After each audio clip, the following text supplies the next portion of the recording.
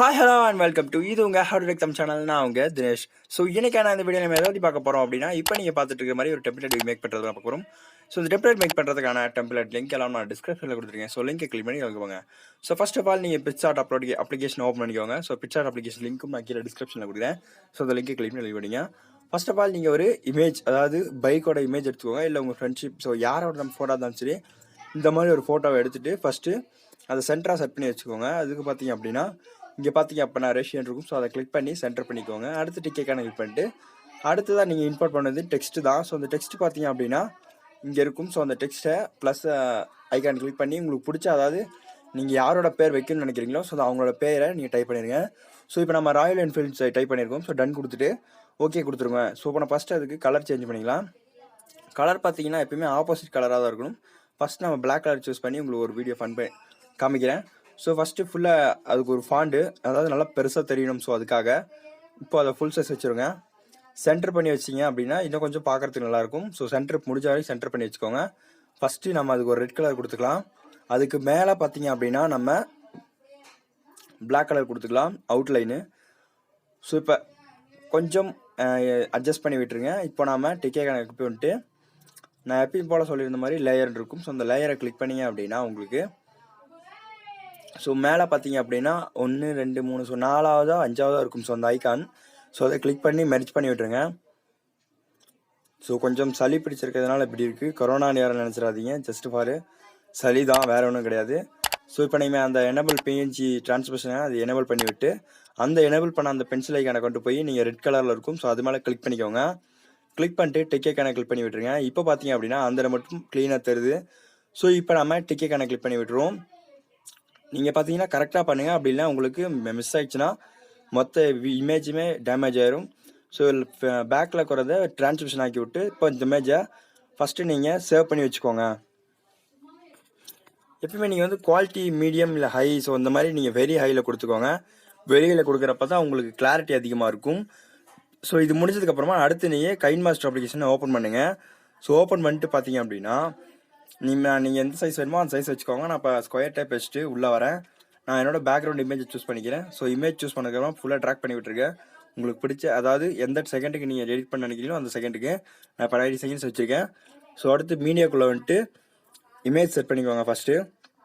So full size வச்சுட்டு இப்போது நம்ம டிக்கே கனெக்ட் பண்ணிட்டு அந்த இமேஜை ஃபுல்லாக ட்ராக் பண்ணி விட்டுருவோம். ஸோ அந்த இமேஜ் பார்த்தீங்க அப்படின்னா பேக்ரவுண்டில் இருக்கிற இமேஜை நம்ம கலர் மாற்றணும். ஸோ ஃபஸ்ட் நம்ம ஒரு வீடியோ லேயர் இருக்கும். ஸோ அந்த வீடியோ லேயரை நம்ம ஃபஸ்ட்டு உள்ளே கொண்டு வந்துடலாம். ஸோ அந்த வீடியோ லேயர் பார்த்தீங்க அப்படின்னா நான் கீழே டிஸ்கிரிப்ஷனில் கொடுக்குறேன் லிங்க்கு. ஸோ இந்த லிங்கை கிளிக் பண்ணி நீங்கள் உடனே டவுன்லோட் பண்ணிக்கோங்க. அந்த மாதிரி டவுன்லோட் பண்ணிங்க அப்படின்னா நல்லாயிருக்கும். ஸோ நான் இப்போ கொஞ்சம் தேடிட்டு கன்ஃபியூஷன் ஆயிடுச்சு. ஸோ நம்ம கண்டுபிடிச்சாச்சு. ஸோ இந்த ஃபைல் தான், இந்த ஆடியோ. இந்த ஃபைல் பார்த்தீங்கன்னா ஆல்ரெடி நான் ஒரு டைம் கொடுத்துருப்பேன். அப்படி இல்லைனாலும் இப்போ நான் மறுபடியும் கொடுக்குறேன் உங்களுக்கு இந்த லிங்க்கு. கீழே டிஸ்கிரிப்ஷனில் கொடுக்குறேன். லிங்கை கிளிக் பண்ணி உடனே டவுன்லோட் பண்ணி வச்சுக்கோங்க. அது ரொம்ப முக்கியமான விஷயம். இப்போ நம்ம இதை கரெக்டாக வச்சுட்டு நம்ம சென்ட் டு பேக் கொடுத்து வச்சுருவோம்.